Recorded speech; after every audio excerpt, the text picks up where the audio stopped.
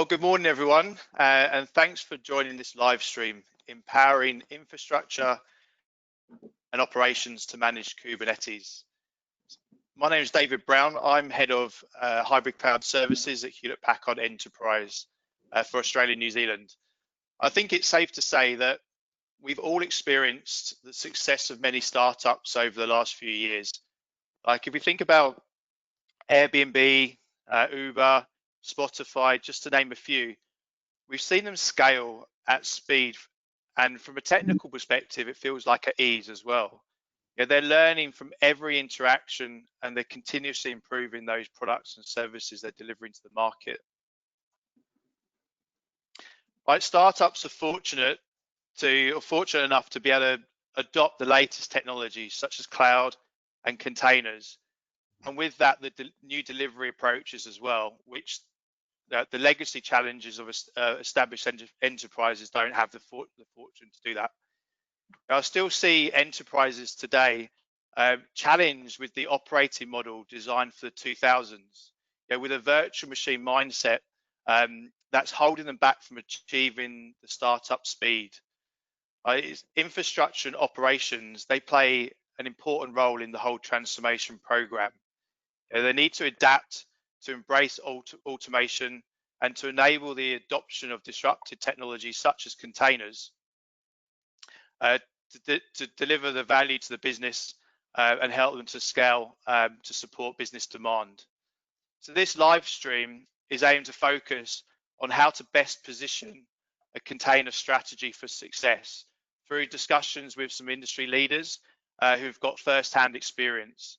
I've really been looking forward to hearing what the panel discussion's got to say today and from hearing from Mike Draper with his keynote. So let me introduce our guest host, Des Blanchfield, to kick things off. So Des, he's a veteran when it comes to disruptive tech. He's a strategic leader in business and in digital transformation, and he's also founder and CEO of Social, which is a fast-growing startup in itself, delivering outcomes through digital and social. So Des, thank you so much for hosting this live stream. I'm going to pass it over to you. Thanks, David. Really appreciate it. Welcome, everyone. Great to have you here. If you're here live or in a replay, thanks for making time to join us. Let me quickly run through today's agenda as David Brown outlined. I'll firstly introduce the team, and particularly our key panelists, and Michael Draper, who's providing us a briefing in the form of a mini keynote. Our topic today, as David outlined, is empowering infrastructure and operations to manage Kubernetes, which we'll have a great fireside chat around. So I'll introduce the team. We will then pivot to Michael Draper, who will be giving us a mini keynote, a 30,000-foot view of the state of the nation around digital transformation and all the key topics we should be talking about in that space. Then we'll follow that with a fireside chat, which yours truly will moderate with our expert guest speakers, which I'll introduce in a moment. Then at the end, we will pivot to a Q&A. We'll be taking all of the questions through the chat that you provide us through the hour and have our experts provide their insights and answers to those. So let me start off by introducing our guests and panelists for the day, and then I will throw to Michael for his briefing. We're joined today by an amazing illustrious group of experts for today's panel conversation. Firstly, Suganthi Krishnavarthi, who is the platform architect, VMware Tanzu. Suganthi, thanks for making time to join us. Great to have you here. Thank you. Thanks, Des. Excited to be here. Thank you. We're also joined by Andrew Farmer. Now, Andrew is the Asia Pacific pre-sales lead for HPE Esmeralda Group. Andrew, great to have you here. Thanks for joining us. Thank you, Dave. It's good to be here. Thank you. Looking forward to the conversation with both of you. We are also joined by Michael Draper. Michael's Director for HPE Technical Cloud Solutions. Michael, thanks for making time to join us. Glad to be here, Des. Thanks for the opportunity. Always a pleasure. So with that in mind, let's kick off with you, Michael. I would love you to start our conversation today with, as I outlined, maybe a 30,000-foot point of view in your mini keynote sort of briefing around the key topic of digital transformation and I guess the state of the nation where we're at and any key takeaways that we should be thinking about from today's conversation. Will do. And thank you, David, and thank you, Des, for the warm welcome and for the opportunity to talk about one of my favorite digital transformation topics, right? how can we use disruptive technologies like containers to help the enterprise innovate faster and become more agile?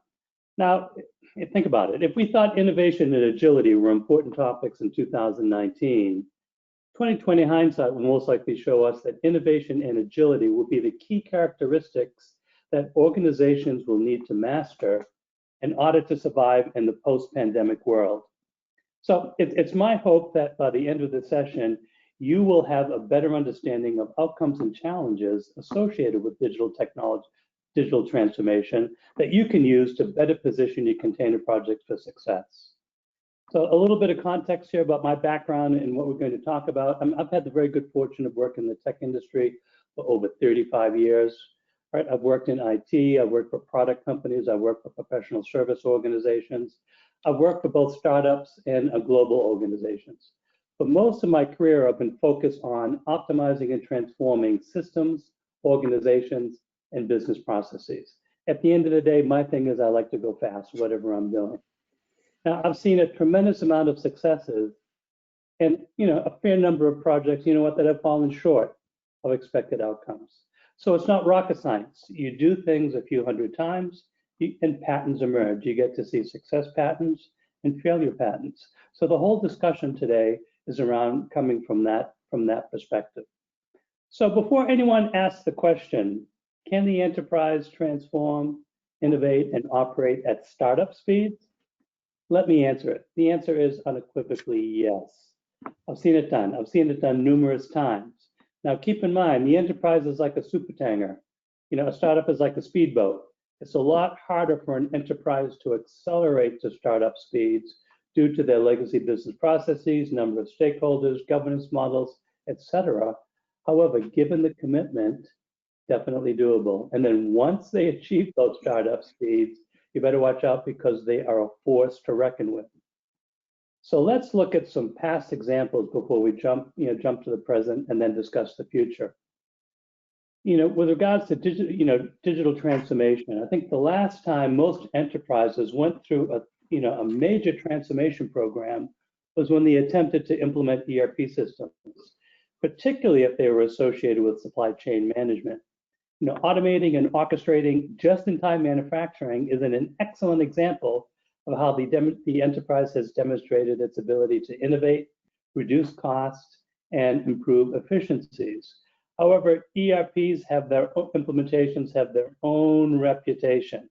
And so I'm going to put Des on the spot here before we move forward and just say, hey, Des, can you give me your thoughts or your impression of ERP implementation?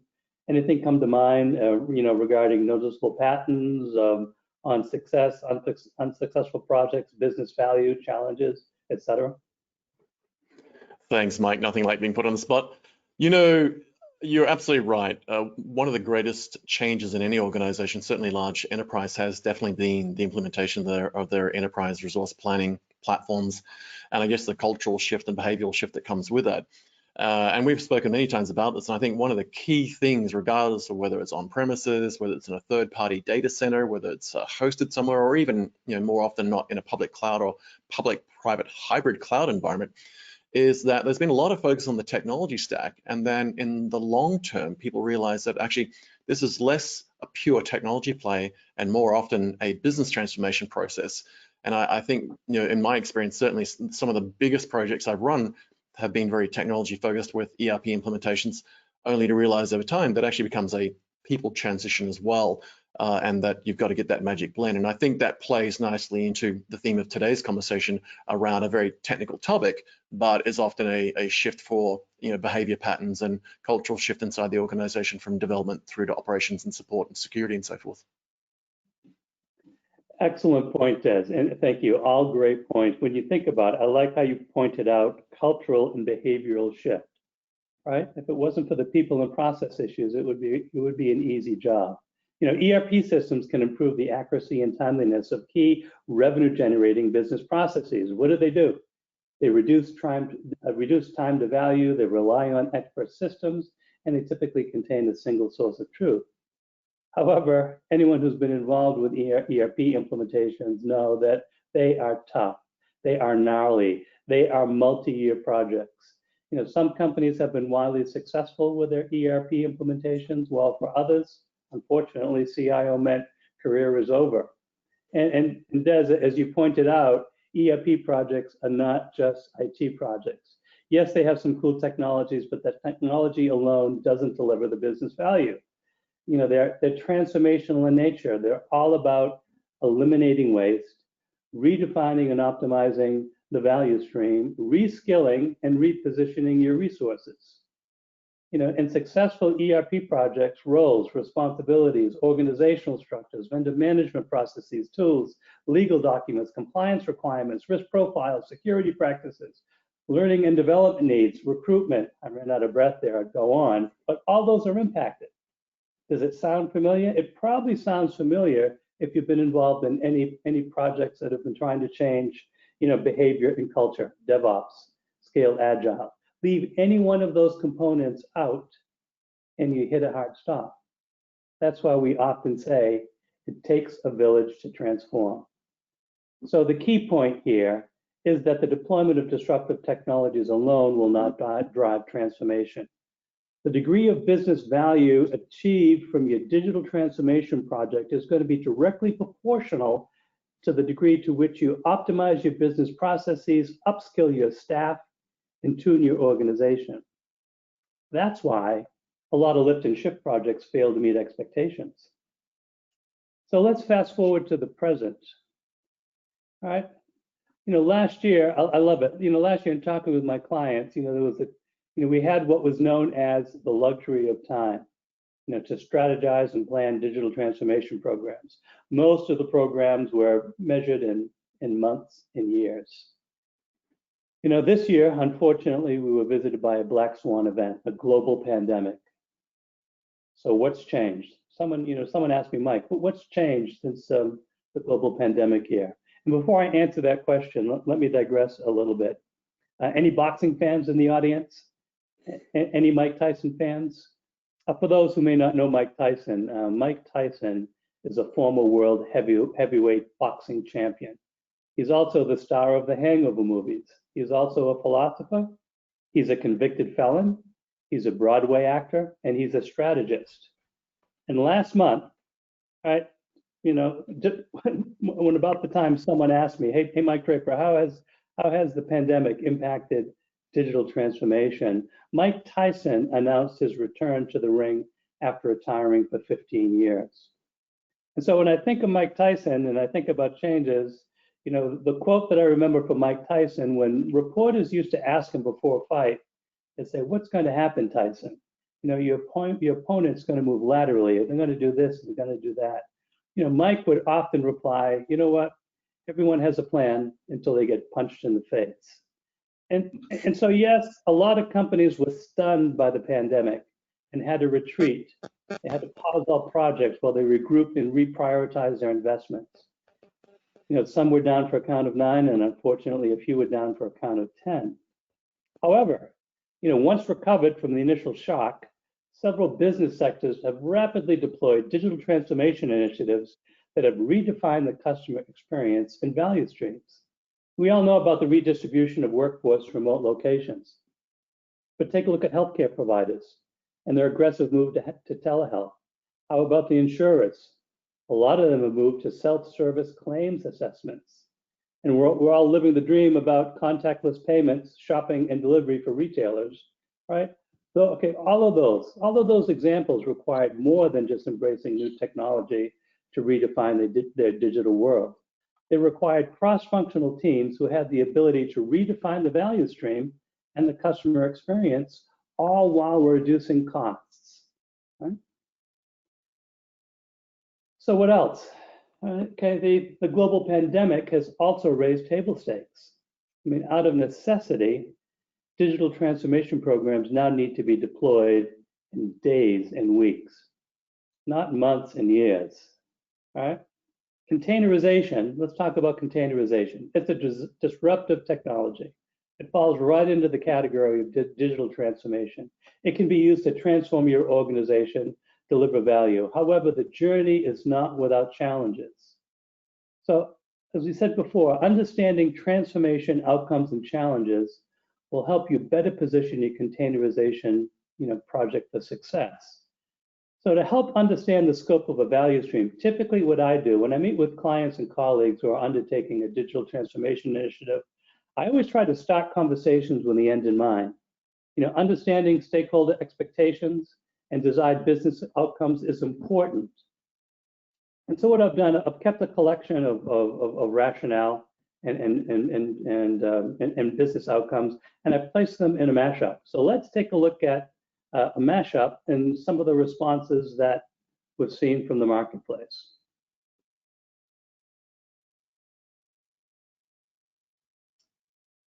So digital transformation outcomes. All right. So if we transition to that mashup there, what you should be seeing is a slide with all sorts of listings around business ability, innovation. You'd be surprised some of the rationale that I've come across that clients have asked for with their digital transformation projects. And it typically is associated with a specific business outcome.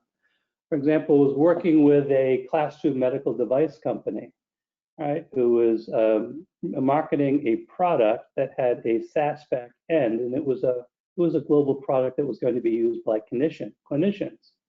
But because of compliance and data residency issues, right, it had to be the application, the SaaS part of the application had to be deployed locally. So perfect use case from the standpoint of developing a service and needing the portability to be able to deploy it around the globe. Some of the other common ones: time to value, shortened time to value, business resiliency. There isn't a client that I'm talking to that not only is trying to get their business going, but preparing their organization for the next black swan event, whatever it may be. So understanding outcomes is going to help you, scope out the value stream of the process that you're working with. Now, let's take a look at from the standpoint of challenges. I'm sure you've probably heard the expression, no project plan survives its first contact with implementation. Actually, that was a saying by Dwight D. Eisenhower, but also was captured by Andy Weir in the book and the movie The Martian. I don't know if there's any fans out there. Great project. But in any event, we all know that when we launch a project, we have some understanding of the challenges that we may face, but often the setbacks are incurred by challenges that we didn't anticipate. All right. So the better you can understand your challenges and prepare for them, the better you're going to be able to position your program for success. So let's take a look at a mashup of typical challenges. All right.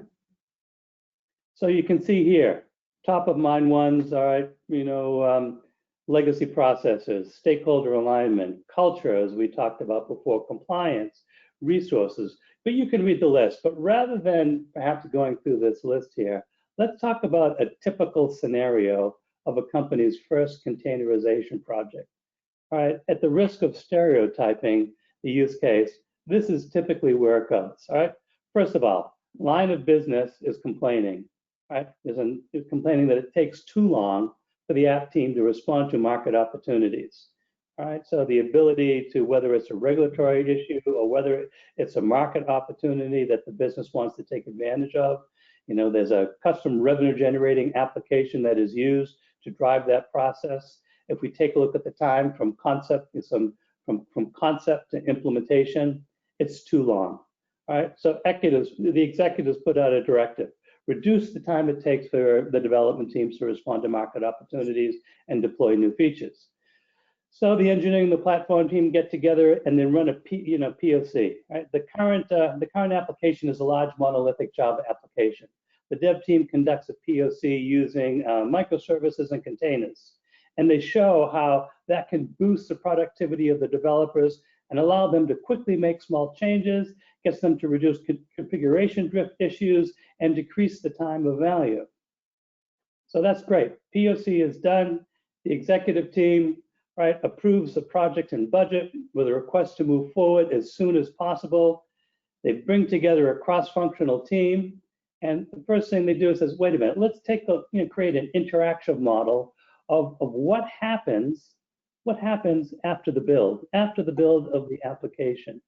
And the stakeholders, draw this interaction map, and they start talking about things like release management, monitoring and logging, risk and compliance, information security, information and event management, software asset management, level 1, level 2, level 3 incident management processes, problem management, business continuity, disaster recovery, and the architecture review board approvals needed to roll out a new release.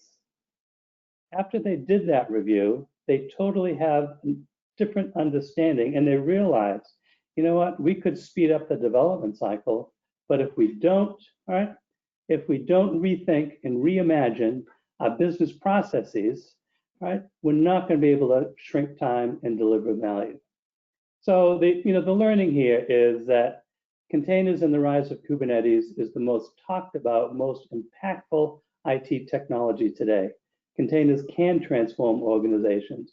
They can improve agility and innovation while reducing costs.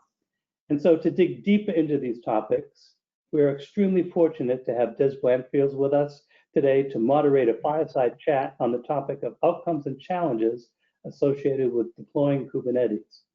Over to you, Des. Thanks, Mike. You're a tough act to follow. Folks, just to reintroduce the topic, it is empowering infrastructure and operations to manage Kubernetes. We're now going to break into a fireside chat with a couple of our panelists here, and just to reintroduce them so they're top of mind for you. Suganthi Krishnavathi, who's platform architect for VMware Tanzu, Andrew Farmer, Asia Pacific pre-sales lead for HPE Esmeralda Group. We're going to talk about topics such as what's helping organizations deliver value faster, why some businesses are accelerating faster than others in the container adoption race. And then we're going to talk about some of the parameters that can be considered when adapting Kubernetes for a production-ready environment. So let's kick off. Suganthi, I'd like to maybe just bring you in first here. When we think about this whole topic of what's helping organizations deliver value faster, in your view, what are some of the things that are helping organizations to deliver value faster in this space? Kubernetes. Sorry, Kubernetes. Right. Just kidding. Well, Kubernetes is Kubernetes. It's just a technology, right? I like what Michael mentioned about speed to market. At the end of the day, that's the goal, driving digital transformation for every organization that I talk to. So speed to market, meaning the ability for development teams, product teams to be able to make changes to the software and ship them onto production quick. To be able to do that, teams want a simple interface to interact with their infrastructure. Infrastructure teams, the goal of the infrastructure teams, the operators, is to provide an environment with which developers can operate at high speed. Speed does not mean you need to compromise on security, right? Making sure the environment is secure, automated patching of environments is available, and automation of creation of environments for these teams are critical, especially when teams are trying to deliver value at higher speeds. Automation is everything. And Kubernetes is one of the technologies that companies adopt in order to modernize their applications. And Michael pointed out, it is similar to the transformation with ERP a few years ago, and it comes with a lot of culture challenges. However, Kubernetes provides a layer of abstraction which make it easy and simple for teams, for infrastructure and for development teams to operate with infrastructure. I like to use this analogy when talking about Kubernetes. I want to buy a house. I just want a space to live. I'm not an expert in designing a kitchen stove, for example, or plumbing systems. If I think about designing a kitchen stove from scratch, I will still be looking for a place to live. It's going to take forever for me to learn that and build a kitchen stove, make it secure, and make sure it's usable. So I don't worry about that much. I trust that. I trust that someone else is an expert in doing that, and I just trust the technology, right? Similarly, with Kubernetes, developers and infrastructure, they don't need to worry so much about how to configure network rules or how everything works under the hood. Kubernetes provides some layers of abstractions with which infrastructure folks can configure using YAML files and just say what needs to be done, and Kubernetes will take care of the rest. this abstraction leverages, this helps leverage the capacity of infrastructure team to focus on automation and improve on processes and leave the technology bit out of the equation. Hence, it simplifies the way in which an environment can be provisioned, and teams can just focus on delivering business value rather than focusing so much on the nuts and bolts of technology. That's some great points there, and I love your example of the house.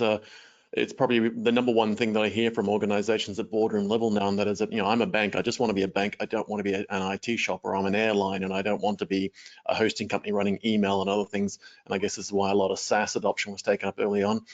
Andrew, on that same note, I'd love to get your take on what your view is with regard to what's helping organizations deliver value faster. Yeah, what a great topic. And it's not long into any conversation around the microservices space when you start getting into Kubernetes. But let's think about Kubernetes. It's far more than just a simple container orchestrator. It offers a lot more in the simplification of that world and that space, as Sugandhi was alluding to. From an infrastructure point of view, Kubernetes allows you to really totally be agnostic about what infrastructure you're using. So in addition to that, of course, it gives the abstraction away from the actual infrastructure for those higher level services and applications. So what was the benefit of doing that? So I guess the big benefit really is it makes everything that much more portable. Apps can be moved without they're being pulled back to their home space or their original infrastructure, and it gives you that flexibility to build a much more needed future-ready architecture. Maintaining a container orchestration layer is separate from the middleware and cloud native or managed services will ensure the system architecture stays modular and open. This is actually known as immutable infrastructure. As soon as you start tying things together, then of course that flexibility will always be compromised. So in summary, the best practices of layer separation from the past still come to us today, but the difference is we now have Kubernetes, which of course is playing a real center stage part in bringing that whole thing to a new level. A couple of comments you made there remind me of a recent conversation inside a wealth management firm where they had a large number of sunk cost environments for development, training, testing, cybersecurity compliance, and then of course production and DR and a range of other things. And one of the things that you just mentioned that remind me with regard to infrastructure agnostic capabilities is they actually pivoted out of having dedicated environments for training and development and moved a lot of the development onto people's laptops. So they had Kubernetes running locally and they could burn the house down if they wanted because it was just their local environment. They could use orchestration and automation tools just to reinstantiate it in their laptop. And also they were able to essentially move away from running permanent environments for testing and training and cybersecurity penetration testing because they could instantiate those with essentially just a quick automated script to build it up, put it in either public cloud or a temporary space somewhere else, and then burn it down when they're finished. And I think this is a significant benefit because now you're getting the latest and greatest version that's being deployed, and also you don't have those overheads having to run that. I'd like to talk about now, I guess, where we're seeing a lot of adoption in this space, but one of the things that keeps coming up is, why are some businesses and some organizations better at accelerating and getting faster outcomes around this whole adoption race of the container space? Sugandhi, you literally live and breathe this on a daily basis. What are you seeing across the various industries with regard to why some businesses are able to accelerate faster than others in their adoption of containers? Yeah, that's a great question, Des. And one of the things that come to mind is similar to what Michael mentioned earlier. It is a cultural problem at the end of the day. It is a people and culture problem, especially with a landscape like Kubernetes and actually anything in technology. It changes so fast. And if you look at the CNCF, Cloud Native Cloud Foundation, Computing Foundation landscape, there are plenty of tools to choose from. And for organizations, when they're deciding that they're adopting Kubernetes and they're going to containerize some of their applications, there's so many tools out there, and it's not been around for a long time. It's only been, what, 6 years since Kubernetes was first found. So which tools to pick? Where do I even get started? And when we speak of culture, change is so hard. And traditionally, organizations have had different layers of different teams, different layers responsible for decisions which are being made. There's governance, which is done by different bodies, like the architecture review, which Michael mentioned. When we're talking about self-serve and automation, it doesn't get along very well with having different tapes to cut through in order to go into production, which takes the culture piece to an extreme. It is extremely hard for autonomous teams to be able to deliver value and solve their purpose. So some teams are able to deliver faster, in which they're able to modify their process, be more agile, and evolve in the way they operate. And in order to do that, one of the key things to think about, or one of the key changes to go about, is to adopt a shift left mindset to security. When I say that, you don't leave security to 2 months after the software is built. This is something which needs to be taken care of on day one, day zero even. You know, when you're setting up the infrastructure should already be secure, and teams don't have to worry about it. When the software is written, it can go into production the same day. You don't have to worry about getting it reviewed by another team, because the review happened long ago. So these are some of the mindset changes which teams can adopt in order to move faster. It's great, and you reminded me of something you said the other day when we were doing rehearsals, which is we're seeing job titles and opportunities for roles coming up where people say, you know, 15 years experience in Kubernetes required. But this is, you know, it's only a couple of years old, but it's matured very quickly and it's developed very strongly. But yes, I do love to see these ads coming up around the place, particularly on LinkedIn, of 15 years of Kubernetes experience, and I just sit there shaking my head. And I guess, as you highlighted, that kind of brings to mind the fact that some of these things are moving very quickly. They have matured very quickly and provided great capabilities, but there are certain parts of the organization, potentially HR, and not having fun of them, but where there's just a lot of education and awareness that needs to be generated, where there is no such thing as 15 years of Kubernetes, right? Andrew, you're literally the coalface of this, as it were. I'd really love to get your take on this whole space. As to, you know, what's your take on why businesses, and some businesses more than others, are able to accelerate faster in their race to adopt containers? Yeah, it's a great topic, and you know, one of the things which I sense by speaking to customers working in the container space, and even making you know, a lot of successes on many fronts, is really, you know, the recognition of what the adoption of containers brings to them, you know, in streamlining the process of migrating and managing applications at scale.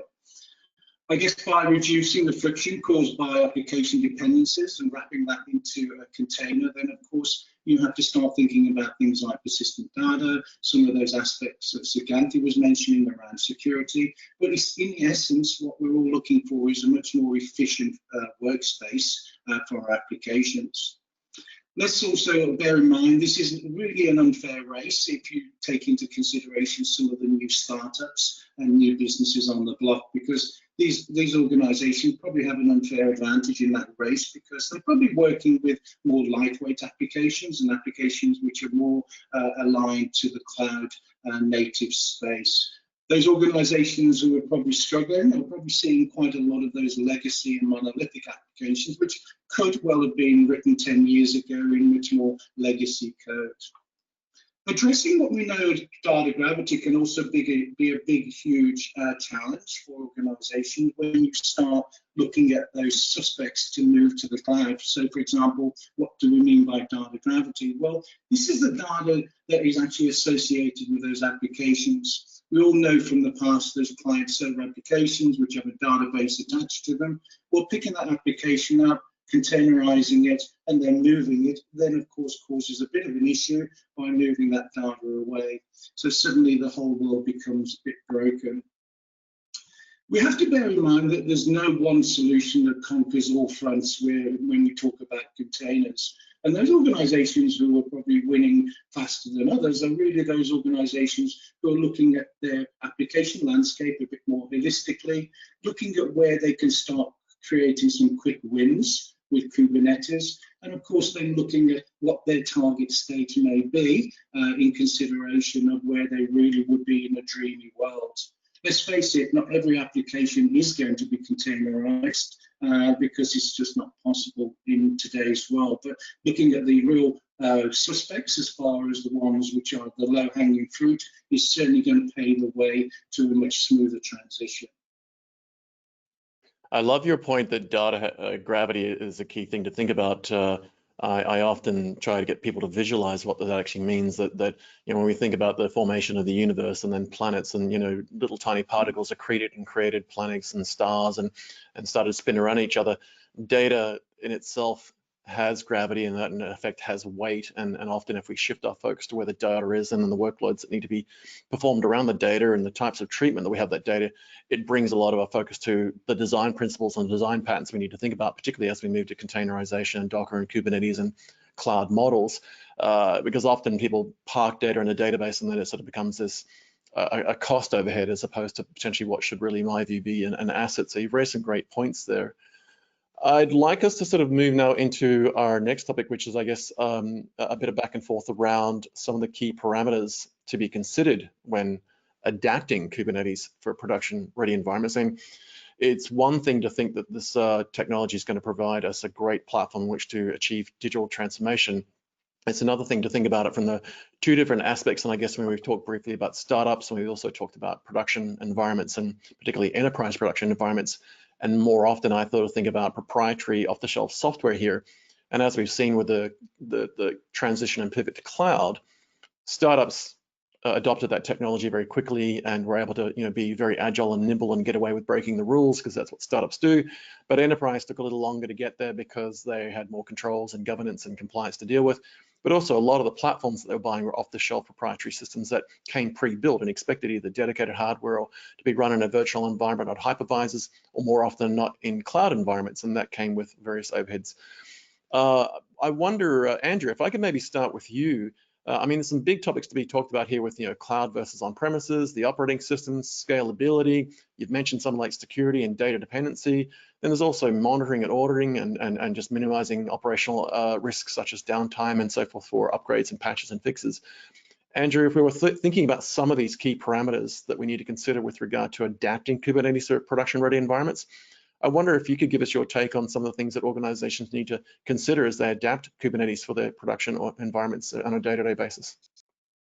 Yeah, great subject again, and I think one of the big areas where enterprises are, you know, looking a bit more wider across their organization when they start adapting and adopting also to a more containerized world is really how that new world for them is going to fit into the existing world.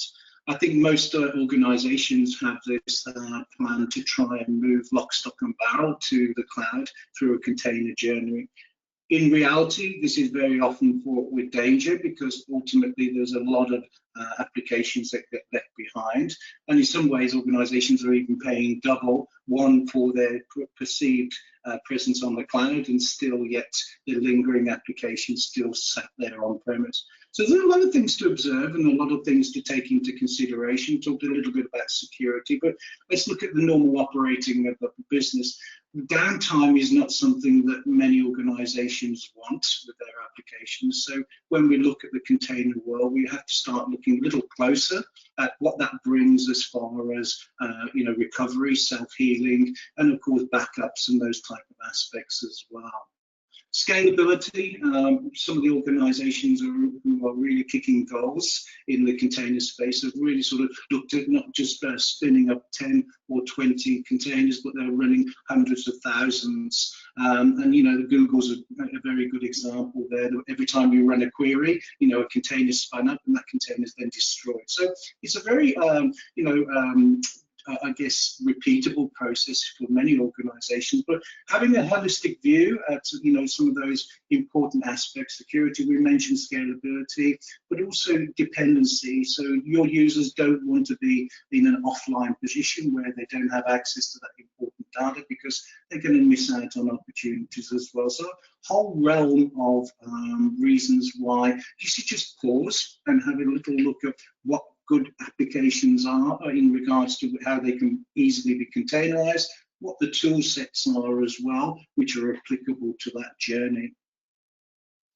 It's interesting as you're commenting on some of the I guess the larger players in the world with regard to how they're adopting not just microservices but containerization and immediate instantiation. And you mentioned Google there, but I think more often than not, enterprises are looking to gain that advantage. And it reminds me of a famous quote, and I'm struggling to remember who created it. I think it was Bill Baker originally, but I think it was popularized by Gavin McCain at CERN, and that was along the lines of when they develop and design architectures, they used to think about physical machines and then virtual machines, and they used to mollycoddle them and hug them and love them and hope they never died. And then when they moved into sort of, I guess, containerization and microservices, they shifted from sort of treating them like pets to cattle, and that was that they just instantiated when they needed them and then burnt them down afterwards.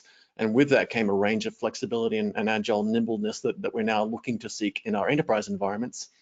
Suganthy, if I was to just summarize those key points just so they're top of mind again, when we think about sort of from the bottom end of minimizing downtime and the monitoring and auditing challenges, and then the data dependency, and then as we go up through the stack of challenges of parameters to consider of security and scalability in the operating systems, and then the whole sort of cloud versus on-premises. Suganthy, I wonder if you could sort of give us your view on this, because I think it's one thing to sort of look at it from the point of view of what startups can enjoy with regard to more agile and flexible DevOps, as we call it, approach per se. But for enterprise environments, it's a completely different ballgame to a certain point. We want that flexibility, but there's a number of other controls that we have to have, particularly at scale, and the types of services we offer. What advice can you offer organizations when they're looking to adapt Kubernetes for their production grade use cases? Yeah. This is a very interesting topic for me because I've seen a lot of organizations from their early stage of container adoption versus even digital transformation journey, and to be a year or two down the line and be successful at it, or sometimes not exactly where they wanted to be. And the difference, or some of the key things that always come up, is one thing Andrew mentioned earlier about downtimes. There is the planned downtime and then the unexpected downtime.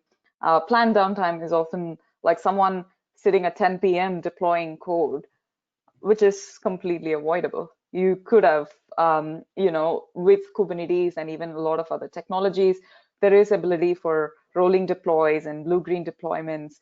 So having these things set up on day 0, day 1, and making it the norm for everyone in the organization ensures that no one wants to sit at 10 p.m. and deploy code first thing. And when things accidentally break, which is the accidental downtime, the ability for software to heal and try to restart itself, things are going to go wrong. Because, well, if monoliths were hard to maintain, microservices are even harder. This is something I call the microservices tax. It's not just about Kubernetes, but when adopting microservices, because there is a lot of systems involved and something is bound to go wrong. Teams have to start thinking about this from day 1. It's not when it happens, someone is, oh my God, it's broken and there's fire, we need to fix it. But the approach of moving it to day 0, looking at it from the perspective of how are we going to deal with it gracefully, that's when organizations can be more successful in adopting container or any modern technology for that matter. And another one which I spoke about earlier was abstractions. Kubernetes provides some level of abstraction. However, for teams to be more successful and faster to deliver value to market, one of the other things to consider is even more abstractions around that. So tooling on top of Kubernetes, which could make it simple for developers to learn and minimize the time taken for them to get proficient with this. These are a few things that I would recommend for teams to consider. You mentioned a couple of things that I wonder if I could stay with you for a moment, Suganthy. One thing that came to mind is that, actually I mentioned introducing this key point, startups have I guess a level of flexibility and get out of jail card, if you like, with regard to what they can get away with because they're potentially building new software, new code, building from scratch. Enterprise environments have less flexibility because they're potentially deploying existing legacy systems that are being modernized. One thing that comes to mind here, I guess, is the whole modernization of their applications. In many cases, we're seeing large organizations build startups within themselves to disrupt themselves and refactor code. They'll take stuff that's been running for decades and to rewrite it, if you like, or what we call refactoring code. Suganti, I wonder if I could just stay with you and get your thoughts around some of the key challenges and any thoughts and advice you could offer around your experience with large organizations in the enterprise space, particularly in production platforms, around how, I guess, modernization of applications and potentially the approach to not necessarily having to refactor and rewrite from scratch, but modernize the deployment models. Absolutely. So again, like anything, this is not a one-size-fits-all, right? For some solutions within the same enterprise, the right approach would be to lift and shift, like what Andrew mentioned earlier. The code is running in production for 15 years. Though it's 15 years old, the way the software is written, it's easy, relatively easy for the software to be packaged in a container and to let it run on production again in a container platform. However, not all 15-year-old applications are built that way. They have code which actually writes files onto disk, or it writes onto a database which lives on the same disk as the computer. So when that is the case, now it is a business decision, and it's a business problem as much as it is a technical problem. Now, the technical team's responsibility is to have a conversation with the business to say, hey, here are the trade-offs. We could package it as it is into a container and run it on the platform. However, making changes to it is going to be as hard as it was yesterday. Or we could take the big step of refactoring it, which is what they call the breaking the monolith. And we could re-engineer it to be something different, which could be adoption of microservices, or it could be a majestic monolith like I don't want to get into it, but it could be a majestic monolith which scales very well. You could re-architect it to fit the needs of the business. So it's completely up to the business challenge that you're dealing with in this case. So I would say that the tip or the advice, like you asked me, would be evaluate it on a case-to-case basis, and to not approach it as a technical problem, but to approach it as a business problem and see what is the best solution for your use case. Fantastic advice. Yes, indeed. And I guess, one of the great things about this is that if we do essentially consider the deployment models, we really don't just copy and paste our environments into a box or a VM or a cloud environment expected to run. We look at architecture and design and how we're going to deploy various pieces of it, at what stage we're going to deploy it, and the testing and so forth. In many ways, we've been doing a lot of what Kubernetes makes possible and containers make possible, just in a less pragmatic approach. And I think that's something that gives us now the opportunity to revisit that. Well, thank you both for that amazing opportunity to have a general back and forth fireside chat around those big topics that are on the top of minds and the center of heart for a lot of organizations, as not just in the general challenges that we're dealing with day to day in business and technology, but more so than ever whilst we're dealing with a global pandemic.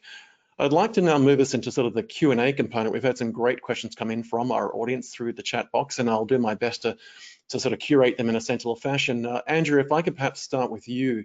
One of the questions that's come through relates to key features and capabilities that businesses should be looking for with regard to tool sets around, and the question specifically around portability and scalability. I wonder if you could speak to that with regard to containerization.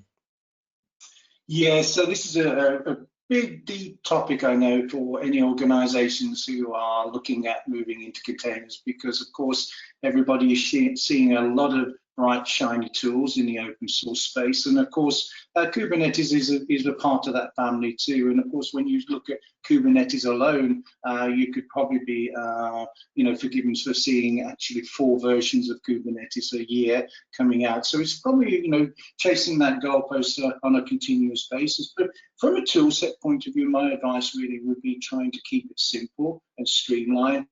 Having a team working with a fixed set of tools, deciding what that tool set should be on that container journey, and making sure that those tool sets have future proofing in them, because there's a lot of tools coming onto the marketplace which are playing a very small part but then fizzling into dust. And so making sure that you're using something that's sustainable through that journey. The other thing I think is, just talking about tools, is looking at how those tools would fit nicely into your existing skill sets within your community. this is not a big boil the ocean, lift and replace of people and tools. There are a lot of complementary skills within your existing team that can apply very nicely to the container space as well. So that getting that balance is very important to make sure that not only are you taking advantage of some of the innovative tools on the marketplace, but also getting leverage from all of that experience under your roof as well. Oh, great, thank you. Another one that's come in, and I'm going to ask you to respond to this if you don't mind, Suganthy. One of the questions that's come in is around the multi-cloud environment challenge. And the question essentially, I'll paraphrase it because it's quite long. What advice can you offer with regard to how to deal with containers in multi-cloud environments, and any particular pitfalls or lessons that you've come across that could be considered and avoided? Yeah. Well, multi-cloud is a great strategy, and I highly encourage any company to think about it. Well, obvious reasons. Yeah, you don't want to be locked in, and you want to be able to leverage the features which another cloud could provide for you. Now, when we're thinking, especially from a Kubernetes and a multi-cloud angle, Kubernetes is already providing a higher level of abstraction than the IaaS layer. It's already easy to get a Kubernetes, well, containerized application deployed on to another cloud, though it was deployed onto some other cloud in the beginning. The things that you should be considering is, from an infrastructure perspective, the tooling that is used to configure some of these policies could be different when you're moving over from one cloud to another. So these are some factors to be mindful of when you start moving. And the other thing is also about upgrades to Kubernetes, because the version would change. There's every 3 months there's a major release. How are upgrades handled on every different platform, and how are teams going to manage their containers which are running on different versions of Kubernetes, because the two clouds that they are split across are running different versions of Kubernetes. So it is highly recommended to keep them in sync. However, if for practical reasons that didn't happen, how's your code going to handle that? Is there going to be any effect? Hopefully not, because of all the abstractions available, the software should not be impacted by it. It is about clean coding principles and making sure code is cloud native. That's what I would say to this. Fantastic advice. I wish I'd written all that down, but luckily we're recording, transcribe it. Michael, if I could bring you in, fantastic introduction. Thank you for your amazing insights into what's happening in digital transformation. One of the questions that's come in, and I think it's well positioned for you, if you don't mind. Again, paraphrasing because it's quite long. The question that came in is it reasonable to think that a shift to cloud design patterns would bring about a level of standardization, which Suganthy sort of just alluded to there a moment ago, but that it's maybe not always possible in legacy monolithic development environments? I wonder if I could get you to maybe just summarize that with regard to, I guess the key part is it reasonable to think that the shift to cloud design patterns would bring about standardization, all things considered?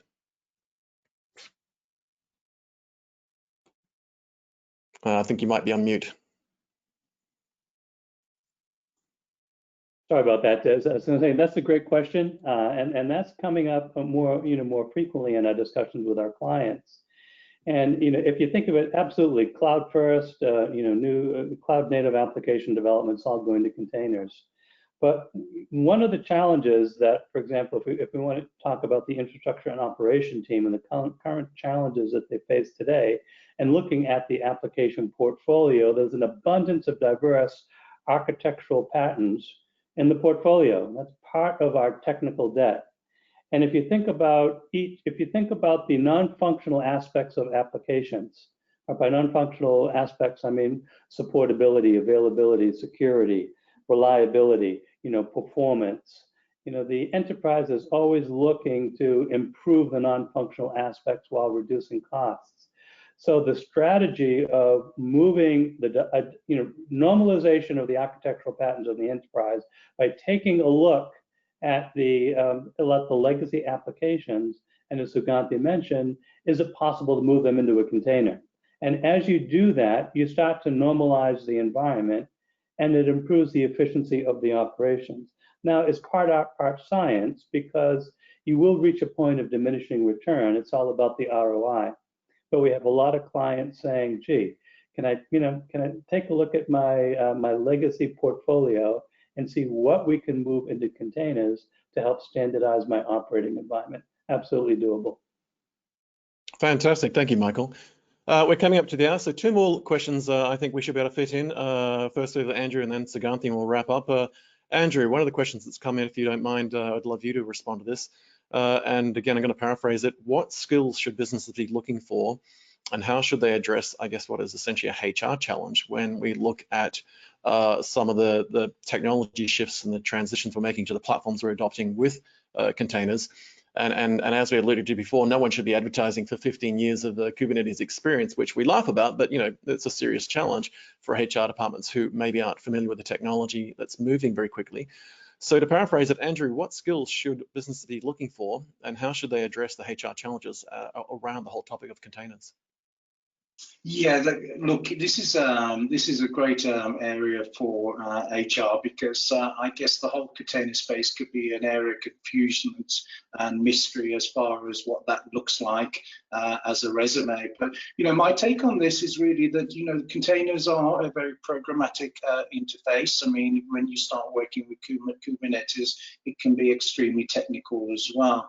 But anybody who's worked in programming, or anybody who's even been quite close up to the coalface in regards to application architecture shouldn't find that too much of a jump into the container space. Most programmers are probably working quite close, if they're not already deep in the container space already. So it's not really a unique set of skills that creates the perfect container developer or architect. It's really a blend of skills, and that needs some knowledge around how applications operate in on-premise and cloud, but also as well some good insights into how applications can be developed, obviously provided with redundancy, and also how that fits into the wider ecosystem of applications. So definitely not, if you do have a 15-year experienced person in Kubernetes, I'll be hiring them tomorrow. But in reality, I guess the